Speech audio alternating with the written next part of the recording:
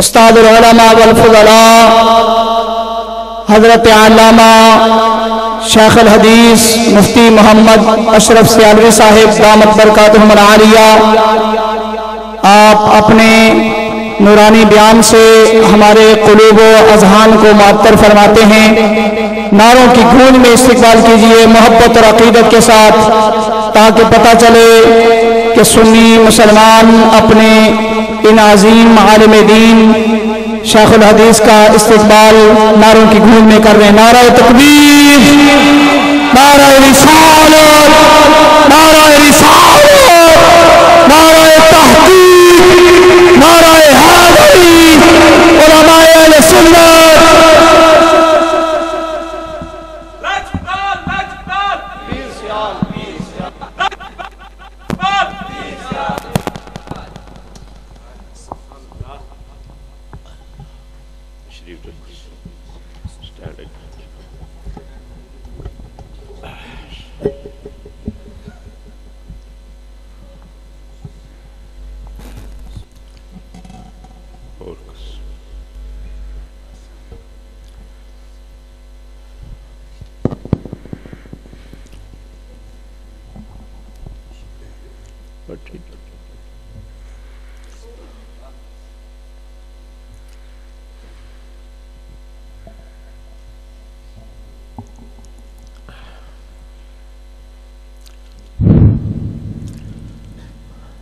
آواز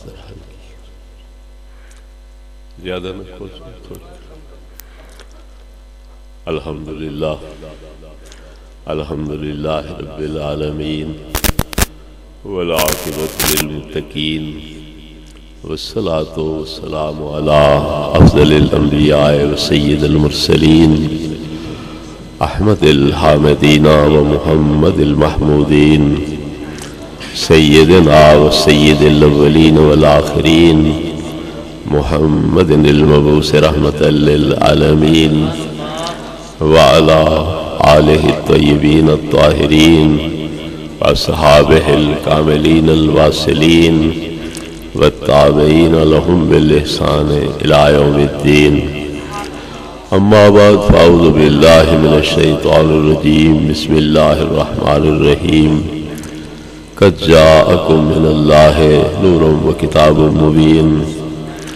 وقال اللہ تبارک و تعالی قل انما انا بشر مثلکم یوحی الی انما الہکم الہ واحد فمن کان یرجو لقاء ربہ فلیعمل عملا صالحا ولا یشرک بعبادۃ ربہ احدا۔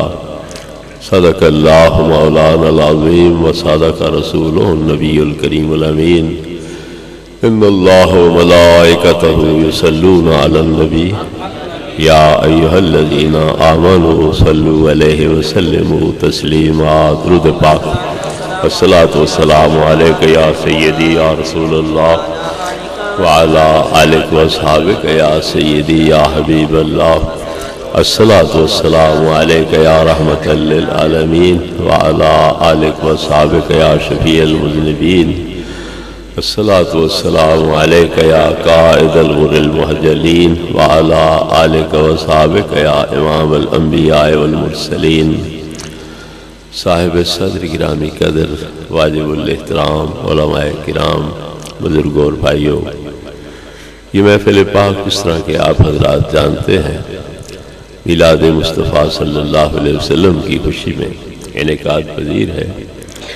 اللہ کے اس عظیم انعام پر اس کا شکر ادا کرنے کے لیے اور محبوب کریم علیہ الصلوۃ والتسلیم کے لامکان کی راحتیں چھوڑ کے اس تکلیفوں والی دنیا میں آ کے طرح طرح کی تکلیفیں اٹھا کے ہماری ہدایت کا سامان کرنے پر، ہمیں دین اسلام عطا کرنے پر، ایمان عطا کرنے پر، قرآن عطا کرنے پر آپ کا بھی شکریہ ادا کرنا مقصود ہے۔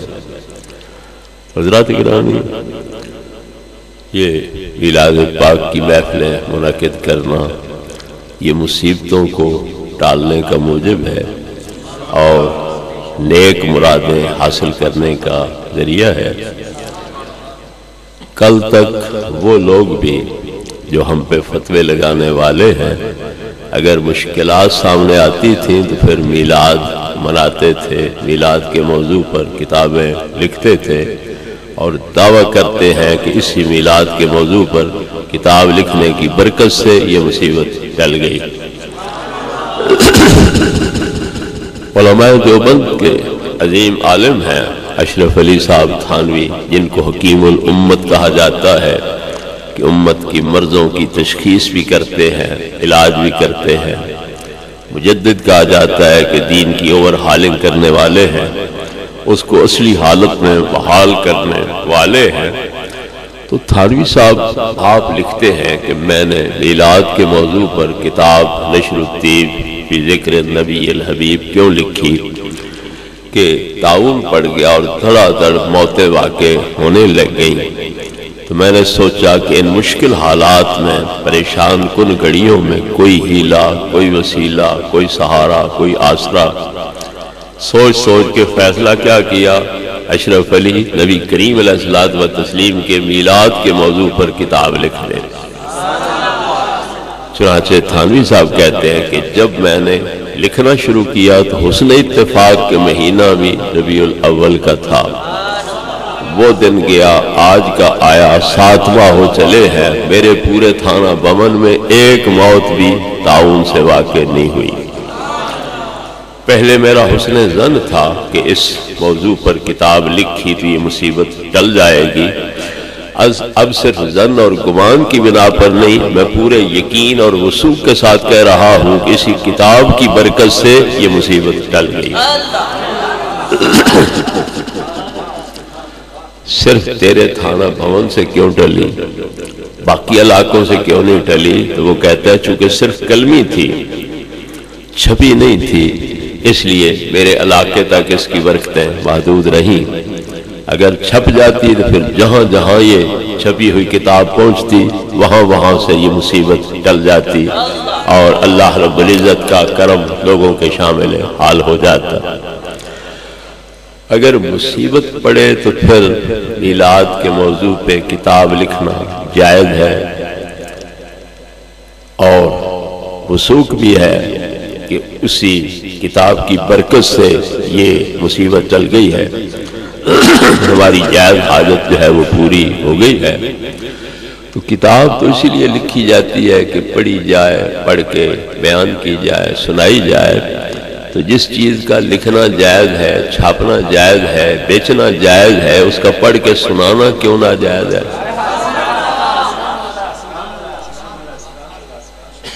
بڑے افسوس کی بات ہے، لکھیں وہ، چھاپیں وہ، بیچیں وہ، لیکن پڑھ کے سنانا ہمارے ذمہ ہے۔ وہ پڑھ کے سنانے کو ناجائز سمجھیں تو پھر لکھنا بھی ناجائز ہونا چاہیے، چھاپنا بھی ناجائز ہونا چاہیے، بیچنا بھی ناجائز ہونا چاہیے۔ یہ فلسفہ ہماری سمجھ سے باہر ہے کہ لکھنا بھی جائز ہے، چھاپنا بھی جائز ہے، بیچنا بھی جائز ہے، مگر پڑھ کے سنانا وہ ناجائز ہے۔ میرے بزرگ اور بھائیوں، بہرحال تھانوی صاحب کی اس تحریر سے ثابت ہو گیا کہ یہ عمل اللہ کو پسند ہے۔ اگر اللہ کو پسند نہ ہوتا تو پھر طاعون تھانوی صاحب کے گھر بھی داخل ہوتا، ملک الموت ان کے حلق پر بھی ہاتھ رکھتے اور گلا دباتے ان کا، لیکن پورے تھانہ بھون سے ہی مصیبت ٹل گئی تو پتہ چلا کہ یہ عمل اللہ کو پسند ہے۔ تبھی اس نے مصیبت ٹال دی۔ لوگوں کے اندر جو دھڑا دھڑ موتیں واقع ہو رہی تھی، خوف و راز پھیلا ہوا تھا، وہ ختم ہو گیا۔ جب اللہ کو پسند ہے تو کوئی مولوی اب ناراض ہوتا ہے تو ہوتا رہے، ہم تو وہی کر رہے ہیں جو اللہ کو پسند ہے۔ اس لیے ہمیں کسی کے فتووں کا کوئی ڈر نہیں ہے، کوئی خوف نہیں ہے، کیونکہ اللہ اس عمل پہ راضی ہے۔ لہذا ہم سمجھتے ہیں کہ اس کا کرم ہے کہ اس نے ہمیں اپنے محبوب کے میلاد کے موقع پر خوش ہونے کا اور مسرت کے اظہار کا، صدقات و خیرات کرنے کا موقع فراہم فرمایا۔ حضرات گرامی، ہم نبی کریم علیہ السلام کا میلاد مناتے ہیں، تو اگر بشر نہ مانتے تو میلاد کیوں مناتے؟ لہذا ہم بشر بھی مانتے ہیں لیکن نور بھی مانتے ہیں۔ نور ہونے کے لحاظ سے آپ سب سے اول مخلوق ہیں، اور بشری لباس کے لحاظ سے آپ حضرت عبداللہ کے بھی بعد، حضرت آمنہ کے بھی بعد، ان کی شادی کے بھی بعد دنیا پہ ظہور فرما ہو رہے ہیں۔ نور ہونے کے لحاظ سے آپ نوروں میں بے مثال ہیں، اور بشریت کے لحاظ سے آپ بشروں میں سے بے مثال ہیں۔ تو یہ میلاد جو آپ کا منایا جا رہا ہے تو یہ لباس بشری کے لحاظ سے ہے۔ ہمارا عقیدہ کیا ہے کہ حقیقت آپ کی نور ہے اور لباس آپ کا بشری ہے۔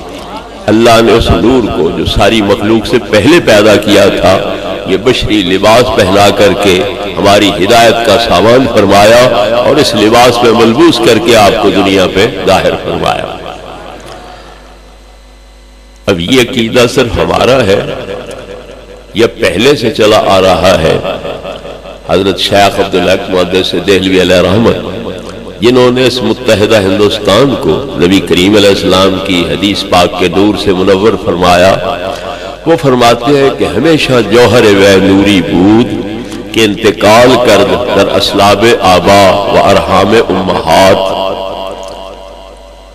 نبی کریم علیہ السلام کا جوہر پاک جو ہے وہ نور تھا، جو آبا و اجداد کے امہات کے پشت و رحموں میں منتقل ہوتا چلا آیا۔ اگر نہ نقاب بشریت پوشیدہ بودے، ہیچ کسرا مجال نظر ادراک حسن میں ممکن نہ بودے۔ نبی کریم علیہ السلام کا جوہر حقیقت نور تھا، لیکن لباس اوپر بشری تھا۔ اگر آپ بشری لباس پہن کے نہ آتے،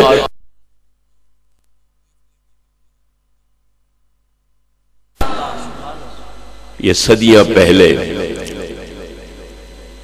اس ہستی کی طرف سے یہ عقیدہ بیان کیا گیا ہے، جو اہل حدیث کے نزدیک، دیوبندی حضرات کے نزدیک، ہمارے نزدیک بھی ایک سند ہے، معتمد علیہ ہے، بابسوخ شخصیت ہے۔ تو وہ یہ بیان کر رہے ہیں کہ محبوب کریم علیہ السلام حقیقت کے لحاظ سے نور تھے، نقاب بشری اوڑھ کے آئے، لباس بشری اوڑھ کے آئے۔ اگر یہ نقاب لباس نہ ہوتا تو کوئی شخص بھی آنکھ اٹھا کے آپ کی طرف دیکھ ہی نہ سکتا۔ اور یہی عقیدہ کل تک دیوبند کے بانی قاسم نانوتوی صاحب کی طرف سے علانیہ بیان کیا جا رہا ہے۔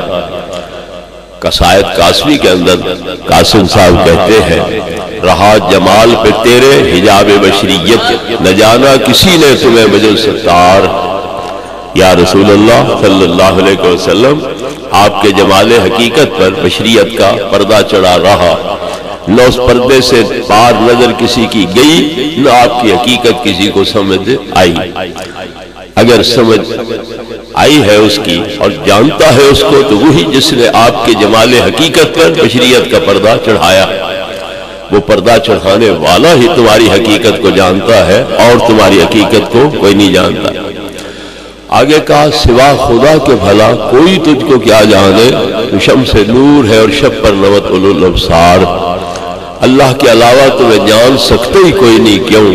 تم ہو نور کے سورج آفتاب، ہماری آنکھیں ہیں چمگادڑ کی مانند، یہ چمگادڑ اس آسمان کے سورج کو نہیں دیکھ سکتی ہے، ہماری آنکھیں جو ہیں وہ تمہاری حقیقت کے آفتاب کو نہیں دیکھ سکتی۔